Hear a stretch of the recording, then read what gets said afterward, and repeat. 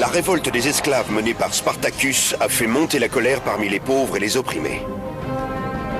Mais l'argent est plus fort, car ce qui fait le plus de ravages à Rome, c'est la cupidité grandissante qui corrompt le milieu politique.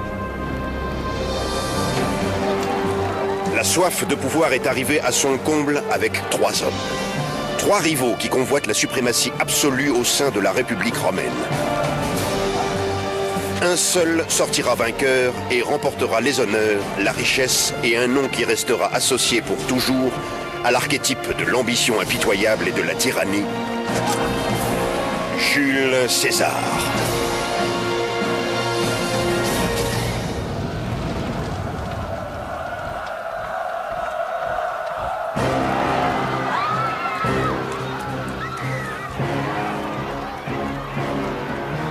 Nous sommes au milieu du 1er siècle avant Jésus-Christ et la démocratie se dégrade au sein de la République romaine. L'époque est aux révoltes et aux bouleversements politiques violents. Tous les jours, on côtoyait la mort et le sang. Les meurtres avaient autant de poids que les scrutins. Pourtant, ce n'est pas par la violence que les Romains étaient censés régler les grandes questions politiques qui donnent une orientation à un pays. Mais la violence engendre la violence. Et Rome était tombée dans un état de quasi-anarchie au moment de l'arrivée de César. C'est dans ce monde agité que grandit le jeune Jules César. À l'âge de 16 ans, il perd son père et comprend que sa vie sera un dur combat. Jules César est issu d'une des familles les plus distinguées de Rome. À sa naissance, en 100 avant Jésus-Christ, sa famille n'est pas aussi riche et puissante que la légende le dit.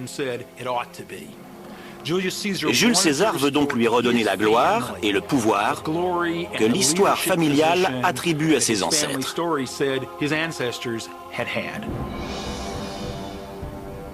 Adolescent, alors qu'il se rend sur l'île de Rhodes pour y étudier, César est kidnappé en mer par des pirates notoires qui demandent une rançon. César a été pris en otage par les plus grands pirates et marchands d'esclaves de la Méditerranée. Il a fallu beaucoup de temps pour réunir la rançon. César est donc resté une longue période dans le repère des pirates. En affrontant tout seul ces brigands, le jeune César prouve qu'il vaut bien plus que la rançon contre laquelle ses ravisseurs souhaitent l'échanger. César n'est pas un Romain ordinaire. Il n'a pas peur. Les pirates représentent une grande menace pour la haute société. César montre qu'il est capable de surmonter même la plus grande des menaces. Finalement, César retrouve sa liberté et les pirates sont traduits en justice, crucifiés et livrés aux charognes. César mûrit et en 65 avant Jésus-Christ, devenu un soldat expérimenté d'une trentaine d'années, il est envoyé dans la province romaine d'Hispanie pour mener la répression d'un dangereux groupe de rebelles.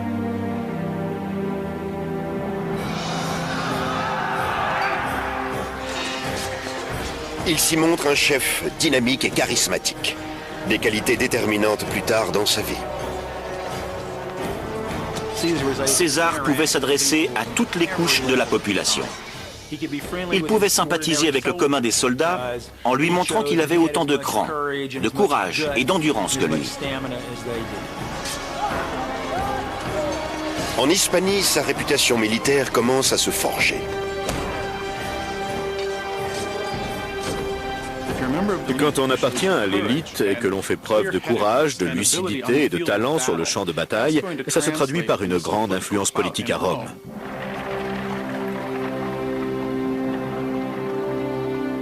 De retour à Rome, César entre en politique, profitant de sa popularité croissante pour remporter l'élection consulaire. Être consul signifie occuper la position la plus prestigieuse de Rome. Et cela représente non seulement la tâche lucrative de diriger toute une province romaine, mais aussi le commandement militaire des légions qui y stationnent. César est un politicien né. Jules César était brillant dans sa facilité à communiquer avec les autres, à se faire aimer. C'était aussi un très grand écrivain et un très grand orateur. En un discours, Jules César pouvait vous faire faire ce qu'il voulait. Parmi ses admirateurs, le fils de sa maîtresse favorite, Marcus Brutus, qui devient vite son fidèle protégé.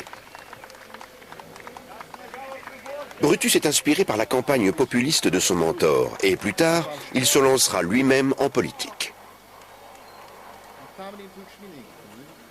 La campagne électorale consulaire que mène César lui amène de nombreux partisans. Mais l'appel qu'il lance aux plébéiens et sa proposition de politique de changement lui font perdre le soutien des aristocrates conservateurs. Il se pose délibérément en réformateur du système de gouvernement et il apparaît comme une véritable menace pour les conservateurs parce qu'il représente la nouveauté. Il s'oppose à eux de tout point de vue et ils n'y peuvent pas grand-chose. Néanmoins, même si César est élu consul de Rome, les sénateurs conservateurs pourront lui refuser ce qu'il veut plus que tout et qui lui sera nécessaire: la fonction de gouverneur de la très lucrative province romaine de Gaule. César avait grand besoin d'argent. Il était si endetté qu'il n'avait plus qu'à fuir ses créanciers. Toutes les difficultés financières de César prendront fin si le Sénat lui accorde cette fameuse province. Pour César, il était primordial que le Sénat lui attribue sa province gauloise.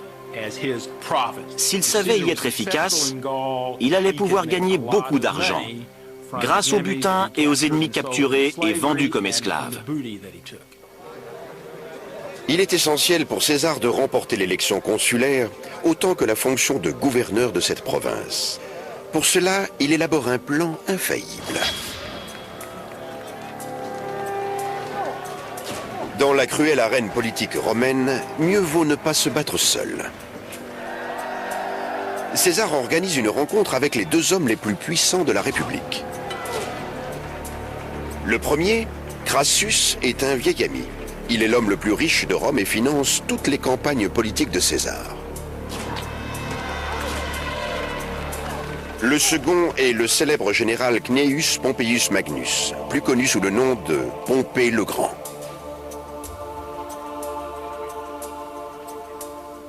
Aussi habile qu'un gladiateur dans l'arène, César convainc Crassus et Pompée de travailler avec lui pour gagner les élections et le contrôle du Sénat.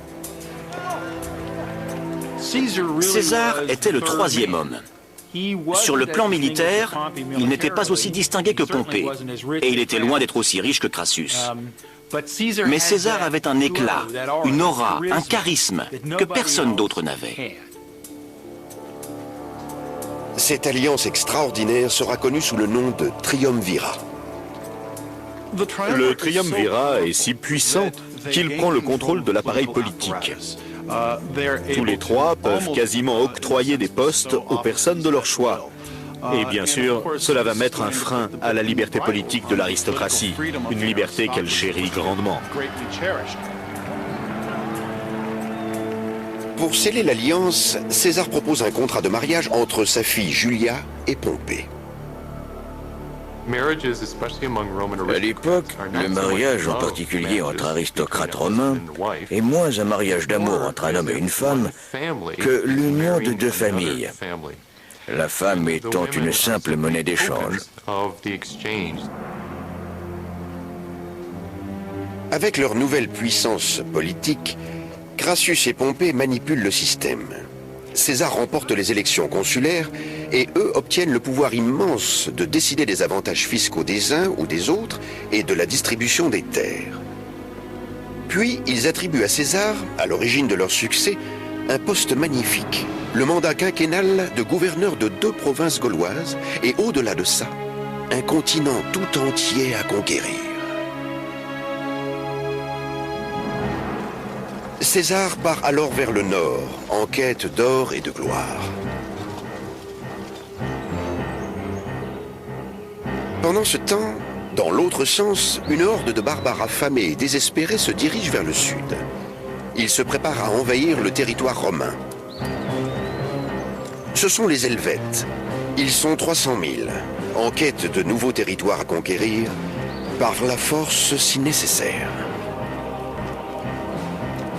Pour des raisons difficiles à déterminer, peut-être à cause du climat ou plus probablement des guerres, les barbares du Nord se déplaçaient vers le Sud. Hommes, femmes et enfants prenaient la route en emportant toutes leurs affaires. César ne les laissera pas passer. Sur les rives du Rhône, les Romains élèvent un mur de près de 29 km de long. Les Helvètes ne peuvent pas passer. Ils sont donc obligés de traverser les terres du peuple éduin. Mais cela pose un problème à César.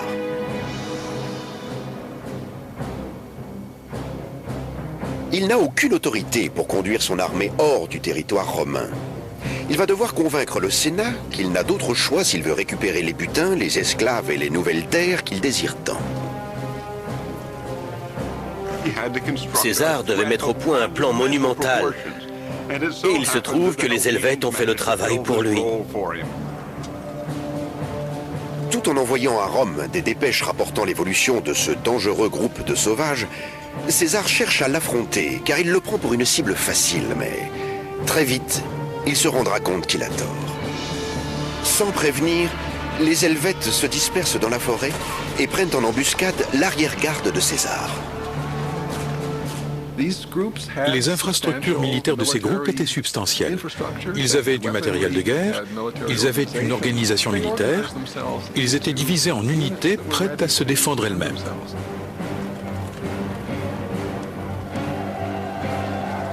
Malgré le chaos soudain, César repère une position de combat de choix, un flanc de colline sur lequel déployer ses troupes. Il avait compris comment positionner ses hommes pour qu'ils aient toutes les chances de leur côté. Il savait aussi prendre le moins de risques possible. Il avait tendance à choisir des endroits très visibles, mais où l'ennemi serait à son désavantage. Persuadés que leur nombre écrasant leur permettra d'avoir le dessus, les Helvètes foncent tête baissée sur la colline investie par les Romains. César en personne décrit la bataille. Nos soldats, lançant leurs traits d'en haut, rompirent aisément la phalange des ennemis. Les Gaulois éprouvaient une grande gêne pour combattre, en ce que plusieurs de leurs boucliers se trouvaient percés et comme cloués ensemble. Un grand nombre d'entre eux préférèrent jeter leurs boucliers et combattre découvert. Nous fondîmes alors sur eux, le glaive à la main. Un bref instant, les Romains semblent prendre le dessus, mais les Helvètes sont 5 fois plus nombreux.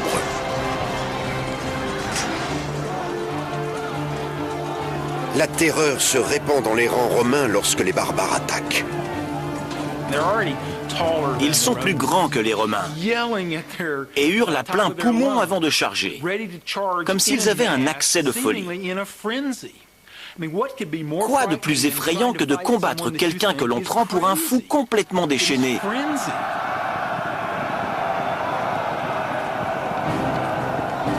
Bien que largement dépassés par le nombre, les Romains restent les plus forts. Alors que petit à petit la bataille tourne en leur faveur, ils ne font pas de quartier. Ils tuent les Helvètes comme s'ils voulaient tous les éliminer de la surface de la terre. À ce moment-là, pour les Romains, le génocide était acceptable et même préférable, parce qu'ils ne voulaient pas voir débarquer 200, 300, 400 ou 500 000 Germains en Italie après la révolte de Spartacus, après avoir constaté ce que les masses de populations esclaves pouvaient faire à l'Italie. La meilleure technique était donc tout simplement l'extermination.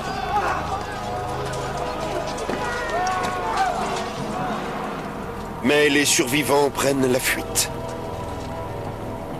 Expert dans l'art de manipuler, César brandit le spectre d'une invasion germanique afin d'acquérir le soutien populaire pour mener cette guerre. Mais au Sénat, selon les conservateurs, le véritable danger serait César en personne. On le considère même comme une menace pour son allié Pompée. Il commence à être vu comme le remplaçant de Pompée à la tête de Rome. Et la différence, bien sûr, entre César et Pompée, c'est que ce dernier a toujours été en faveur du statu quo, alors que César a toujours encouragé sa rupture. La ville est sous tension.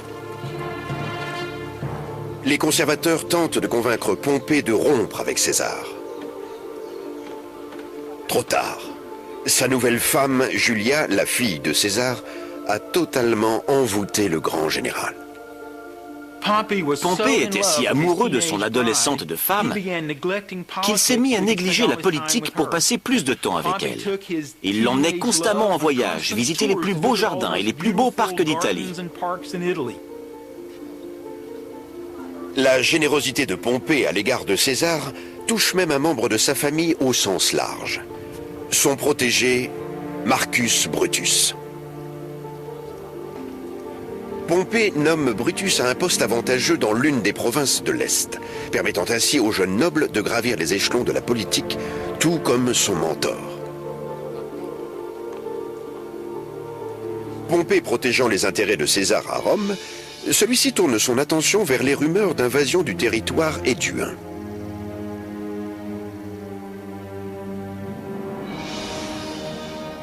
Cette région gauloise est calme et champêtre, elle n'est pas habituée à la violence.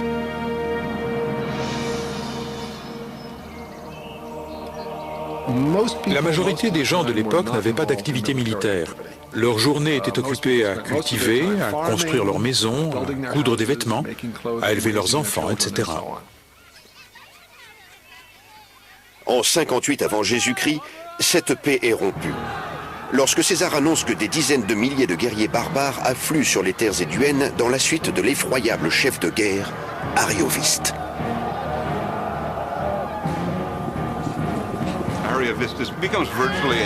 Arioviste devient une sorte de Saddam Hussein dans l'imaginaire romain. Il serait équipé d'une arme de destruction massive, en termes romains, d'une terrible armée rappelant celle des chefs barbares des générations précédentes. Selon la rumeur, il serait en train de persécuter les alliés de Rome afin d'attaquer directement son influence.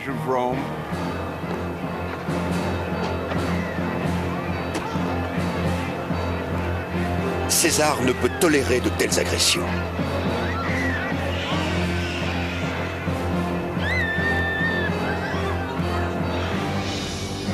Quand il apprend qu'Arioviste prévoit d'installer ses quartiers dans la ville fortifiée de Besançon, il part à sa rencontre avec ses hommes.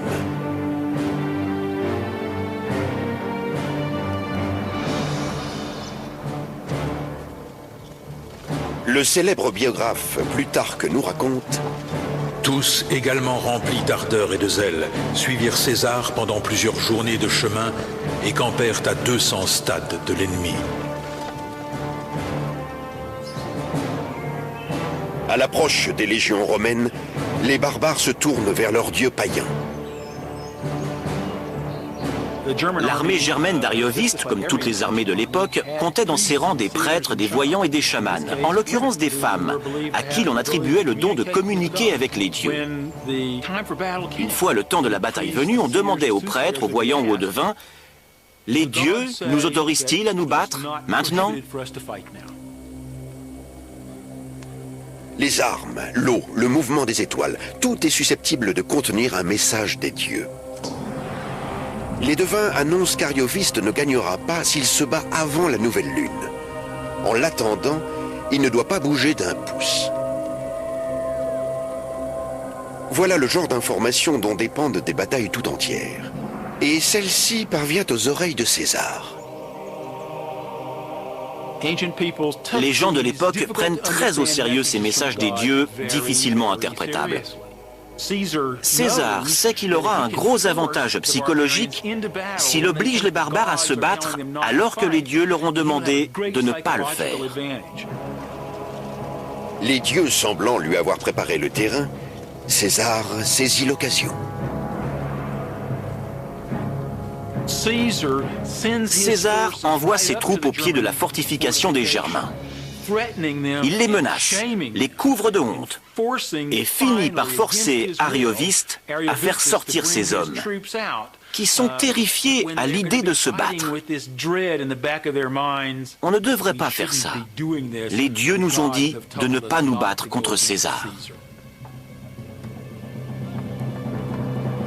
César profite de son avantage et attaque.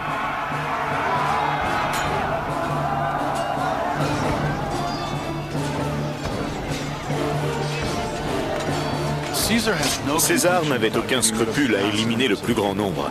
Il se vantait d'avoir donné la mort à 80 000 Germains lors de la bataille contre Arioviste. Il avait tué 2 de ses femmes et une de ses filles et avait capturé l'autre. Arioviste réussit à s'échapper. Déshonoré, il se réfugie en Germanie, laissant César seul maître de la Gaule.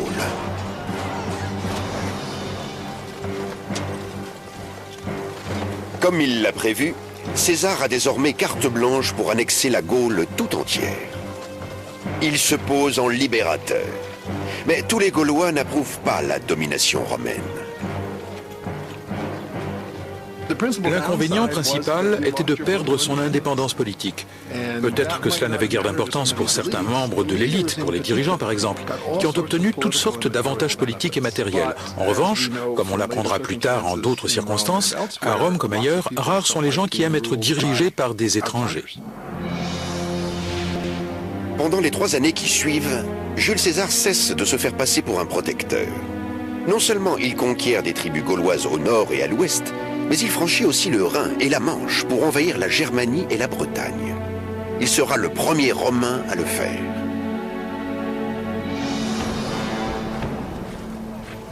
Les dépêches qu'il envoie décrivent ses conquêtes, tout en faisant son propre éloge, dans un style mêlant le récit d'action et le bulletin d'actualité. Nos soldats avaient soutenu le choc de l'ennemi et vaillamment combattu pendant plus de 4 heures. Ils avaient reçu peu de blessures et tué beaucoup d'ennemis. Mais lorsque notre cavalerie se montra, les barbares, jetant leurs armes, tournèrent le dos et on en fit un grand carnage. Il embarque le lecteur avec lui dans sa campagne militaire. Les Romains lisent ça comme une aventure, un récit d'exploration, car eux-mêmes ne sont jamais allés dans le nord de la Gaule. Ils ne sont jamais allés en Bretagne non plus. Ces histoires les passionnent. Le récit de César est le document politique le plus remarquable de tous ceux qui sont parvenus jusqu'à nous à travers l'histoire. Il a été écrit pour expliquer les actions que de nombreux Romains considéraient comme illégales, scandaleuses et uniquement justifiées par leur succès. Même le protégé de César, Marcus Brutus, étudie ces dépêches avec une inquiétude grandissante. Entre les lignes éloquentes de César, il perçoit de la cupidité et une ambition démesurée. Soudain, on se rend compte que César est en train d'accumuler une fortune colossale et de se constituer une armée très puissante. Il dépense beaucoup d'argent et achète le soutien de nombreuses personnes dans toute la péninsule italienne. Brutus s'inquiète pour sa position politique. Plus César aura du pouvoir, moins l'aristocratie en aura.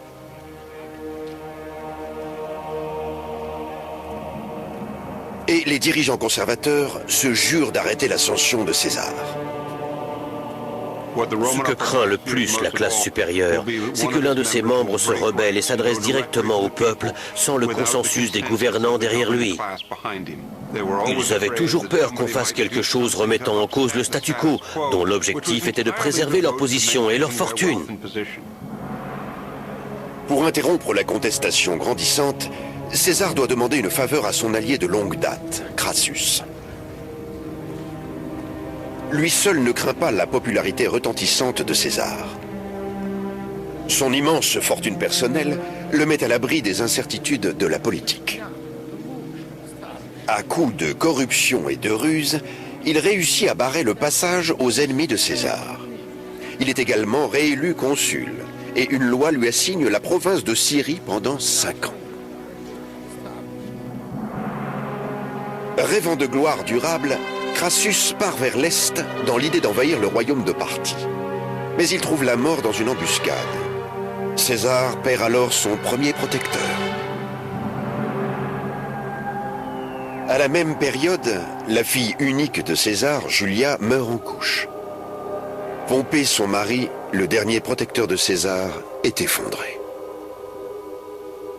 Le bébé est mort 2 jours plus tard. Pompée était bouleversé. La perte de son amour et de l'enfant né de cette jeune femme a mis fin à son union avec César. Terrassé par ses émotions, Pompée a rompu l'alliance. C'est la fin du triumvirat. Pompée et César sont désormais rivaux. L'ultime confrontation est inévitable.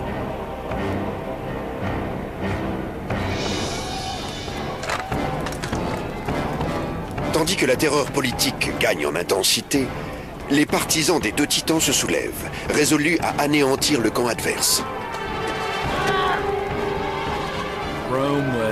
Rome était en proie au chaos. La violence réglait les rapports politiques. Des bandes s'affrontaient dans la rue lors des campagnes électorales. Dans ce climat d'émeute, un incendie détruit le Sénat, le siège du gouvernement romain. Rome fait face à une crise d'une extrême gravité. En Gaule également, César est mis en difficulté. Du cœur de sa terre natale, l'actuelle Auvergne, un chef charismatique du nom de Vercingétorix appelle les Gaules à s'unir contre les Romains.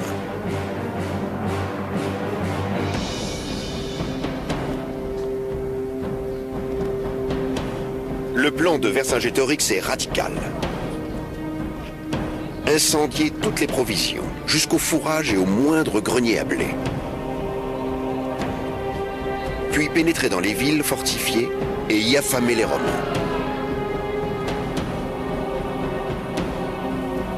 Face à l'embrasement de leur domaine, les Gaulois trouvent le remède aussi douloureux que le mal. Néanmoins, leur sacrifice étonne et alarme les Romains. Vercingétorix tentait de détruire la logistique de l'armée romaine. L'alimentation des hommes posait à elle seule un gros problème. Plus César avançait loin en Gaule, plus le ravitaillement devait se faire sur de longues distances et plus il devenait facile de couper l'approvisionnement de ses troupes et d'affamer l'ennemi pour le soumettre. Voyant leurs vivres diminuer, les Romains n'ont d'autre choix que de se retirer ou de mourir de faim. Or, César ne bat jamais en retraite.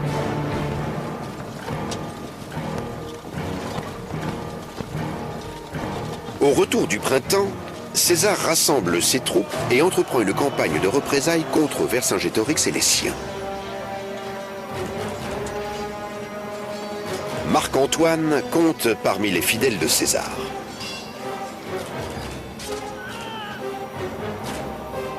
Marc-Antoine déborde d'énergie. C'est un soldat très courageux. Il a une grande expérience du terrain quand il rejoint César. C'est le genre de personnage dont César aime s'entourer. Ils attaquent Gergovie, où Vercingétorix et ses hommes se défendent férocement. La bataille est brutale.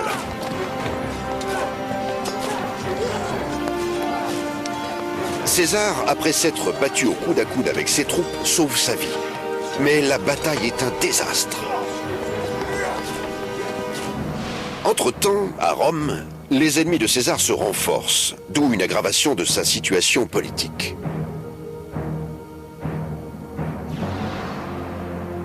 En effet, le Sénat conservateur déclare Pompée seul et unique consul en plaçant une armée sous son commandement. Pour comble d'insultes, Pompée décline une union qui l'aurait rattachée une nouvelle fois à la famille de César. Au lieu de quoi, il épouse une jeune veuve nommée Cornélie, fille du sénateur Metellus Scipion.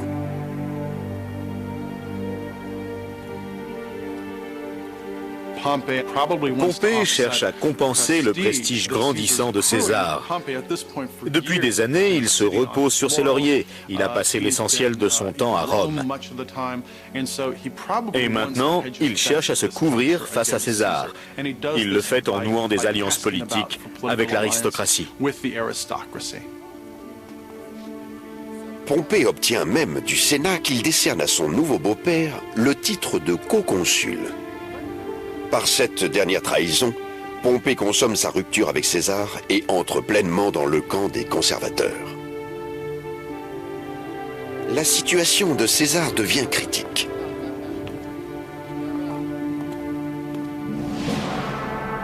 Il doit sauver la Gaule sous peine de perdre la face. Il poursuit donc Vercingétorix et son armée dans la ville fortifiée d'Alésia et ordonne à ses hommes de creuser un double retranchement. L'un pour prendre au piège les Alésiens, l'autre pour faire obstacle à leur renfort. Ils ont construit cet ouvrage fabuleux derrière lequel se retrancher. Ils ont d'abord planté dans la terre des pieux armés de crochets, les stimuli. Puis, ils ont aménagé un système de défense qu'ils ont baptisé par dérision lisse. Des fosses profondes d'environ 1 mètre, plantées de pieux sortant de terre sur 7 cm. Un ouvrage phénoménal, réalisé à la pioche et à la force du poignet. Il faut imaginer 15 000 hommes déblayant la terre dans des paniers en osier, creusant pendant des jours. On voit très bien ce qu'un chiropracteur aurait pu apporter à cette armée. Faute de provisions suffisantes, Vercingétorix et les siens meurent de faim et leur morale est au plus bas. À la longue, les Gaulois présents à Alésia en viennent à manquer de vivres. Ils sont à 2 doigts de capituler quand César voit son pire cauchemar se réaliser.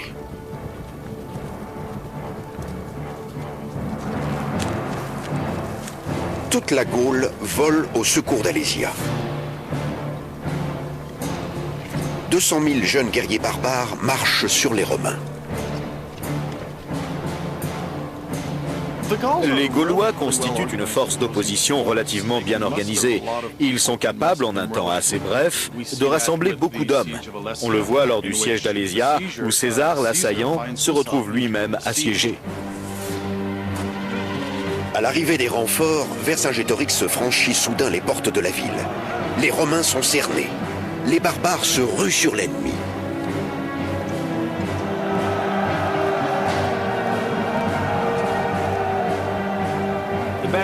La bataille d'Alésia surpasse tous les défis militaires que César a relevés en 10 ans.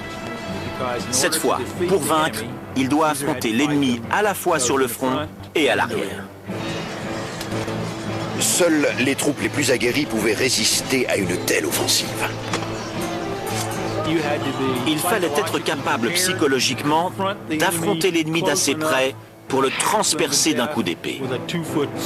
Il fallait tuer à bout portant, c'est-à-dire à une distance où on pouvait aussi bien donner que trouver la mort. Dans le récit de première main que César nous a laissé sur la guerre des Gaules, il décrit la bataille. Voyant que ni les remparts ni les fossés ne pouvaient arrêter l'impétuosité des Gaulois, je hâtai ma marche pour assister à l'action.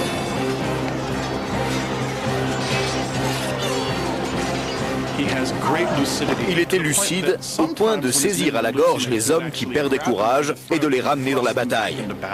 Donc une grande lucidité au cœur du danger. Tout à coup, sur les derrières de l'ennemi, paraît notre cavalerie. D'autres cohortes approchent. Les Gaulois prennent la fuite. Notre cavalerie barre le passage aux fuyards et en fait un grand carnage. En 52 avant Jésus-Christ, dans les champs aux alentours d'Alésia, les rêves d'indépendance de la Gaule se dissipent. Vercingétorix capitule devant César. L'Empire annexe pour de bon une grande partie de l'Europe du Nord. Les campagnes militaires de César revêtent de l'importance dans la mesure où elles étendent l'Empire romain bien au-delà des rives de la Méditerranée, en le faisant pénétrer au centre et au nord de la Gaule. César entre en Allemagne, franchit la Manche jusqu'en Bretagne. L'Europe du Nord fait désormais partie de l'Empire romain, ce qui à long terme entraîne des conséquences importantes. César élargit l'Empire romain au-delà du monde méditerranéen.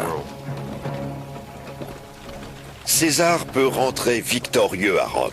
Il a éclipsé tous les autres nobles, y compris Pompée.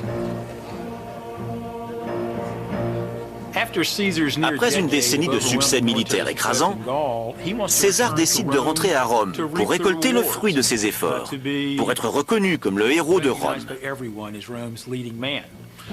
Mais ses rivaux le craignent et le haïssent, avant tout parce qu'il leur fait de l'ombre. En 49 avant Jésus-Christ, nombre d'aristocrates romains insistent pour que César donne congé à son armée et rentre dans sa ville. Mais César s'y refuse. César le sait. S'il devait licencier son armée et revenir à Rome, il serait assassiné par ses rivaux qui lui envient ses succès et sont conscients qu'il ne peut être arrêté tant il est populaire. Sa vie ne tient donc plus qu'à un fil. En 50 avant Jésus-Christ, le Sénat exige que César démissionne de son poste de commandement. Fulminant, César mène une armée vers le sud, ayant formé le projet d'envahir Rome. Il s'arrête au bord d'un petit fleuve aux abords de Rome, le Rubicon.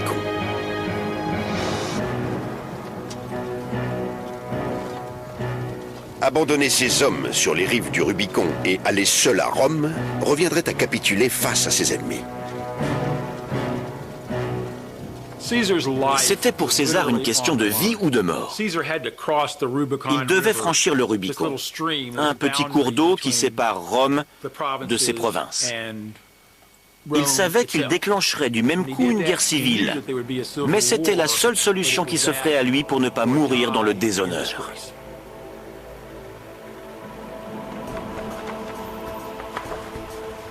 Dans cette lutte pour le pouvoir, il y a d'un côté César. Forgé par une décennie de campagne militaire, la confiance que lui porte son armée est inébranlable et son dévouement absolu. De l'autre côté, Pompée. Son armée est dispersée dans toute l'Italie et sa loyauté sujette à discussion. La popularité de César, et il le sait, est à son apogée. La population de la péninsule a célébré le retour de Jules César comme celui d'un dieu. Les soldats affluaient dans les rangs de son armée. Il n'y avait pas d'opposition. Les Romains qui le craignaient déferlaient sur Rome, qui s'est retrouvé saisi par une panique et un tumulte absolu. Quant aux Romains attachés à César, ils faisaient la fête dans les rues, impatients qu'ils étaient de le voir revenir. Pompée réunit le Sénat romain et se réfugie en Grèce, où il bénéficie de soutien solide. Le grand général y gagnera un temps précieux.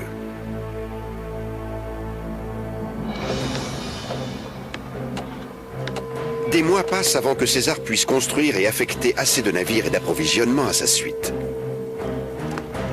Lorsque ses troupes débarquent en Grèce, Pompée a constitué une armée puissante. En janvier 48 avant Jésus-Christ, à Pharsale, les plus importantes personnalités de Rome sont entraînées dans une guerre civile tragique. Pompée commande 2 fois plus d'hommes que César. Il n'empêche, les soldats de César arrivent armés d'une confiance redoutable. Pompée devait se battre ou se rendre. César ne transigeait pas. Et ses hommes savaient qu'il les placerait toujours dans une position où leurs chances de succès seraient très élevées. Il a également une armée très bien préparée. Arrivé à un certain degré d'entraînement, une armée se transforme en une machine au rouage bien huilé. Ce n'est pas pour rien qu'on appelle ces soldats des vétérans. Ils sont devenus une force de combat très efficace. À Pharsale, César voit sa longue expérience militaire récompensée. Ses hommes réduisent à néant l'armée de Pompée, lequel prend la fuite. César le pourchasse jusqu'en Égypte, mais il arrive trop tard. Pompée le Grand est joué et meurt décapité par des brigands égyptiens. Sa tête sera livrée à César. Plutarque nous confie: quand Théodote lui présenta la tête de ce grand homme, il détourna les yeux avec horreur, et en recevant son cachet, il ne put retenir ses larmes. A-t-il vraiment pleuré? C'est très anecdotique et peu vraisemblable. Mais c'est possible en un sens. Possible parce qu'à un moment donné, Pompée avait été pour lui un collègue et un ami. Peut-être aussi que César a vu dans les yeux du mort ce qui pouvait lui arriver. En 46 avant Jésus-Christ, débarrassé de ses rivaux, César possède le pouvoir absolu dont il a toujours rêvé. Rome lui appartient. Il s'empresse de reconstruire la ville, réforme les lois fiscales, établit des colonies. Il devient le premier chef de Rome à concevoir un empire. César incarne le nouvel État. Il remplace la République. Il annonce tout ce qui va se produire sous le règne des empereurs, mais selon toute apparence, au mépris des traditions de la République. D'où le fait qu'il s'isole et se coupe des gouvernés. Opposé au partage du pouvoir avec des nobles de rang inférieur, il s'autoproclame dictateur à vie. Un roi de Rome à qui il ne manque que le titre. Si César devient roi, les sujets seront privés de leur droit de vote, du droit d'exprimer leur opinion et de choisir. Tel un poison, l'indignation suscitée par la tyrannie de César gagne le Sénat. Même le protégé de César, Marcus Brutus, se laisse persuader de le trahir.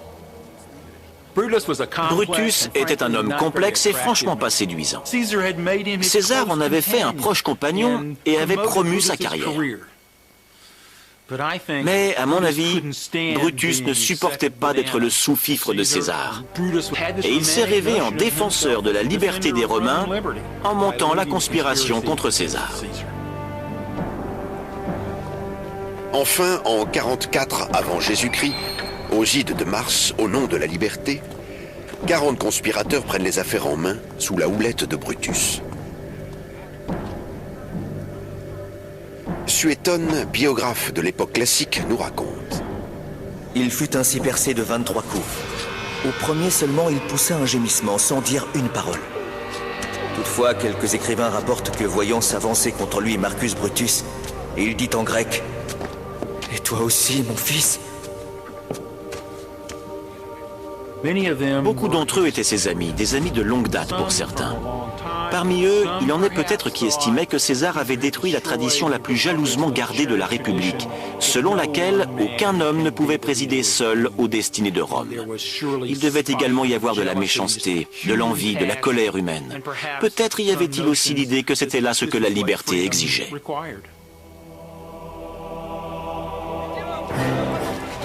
La mort de César provoque non pas une renaissance de la République, comme l'espéraient les conspirateurs, mais seulement l'anarchie. Un surcroît de violence pour finir par la naissance de l'Empire.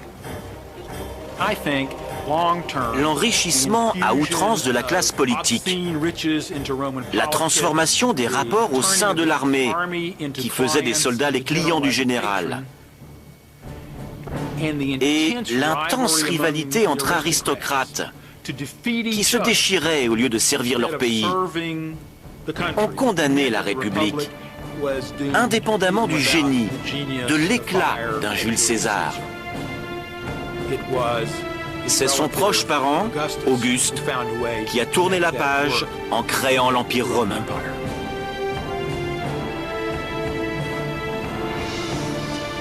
Commence alors le temps des empereurs, accompagné de conquêtes sanglantes, de répressions brutales et d'une guerre sans fin.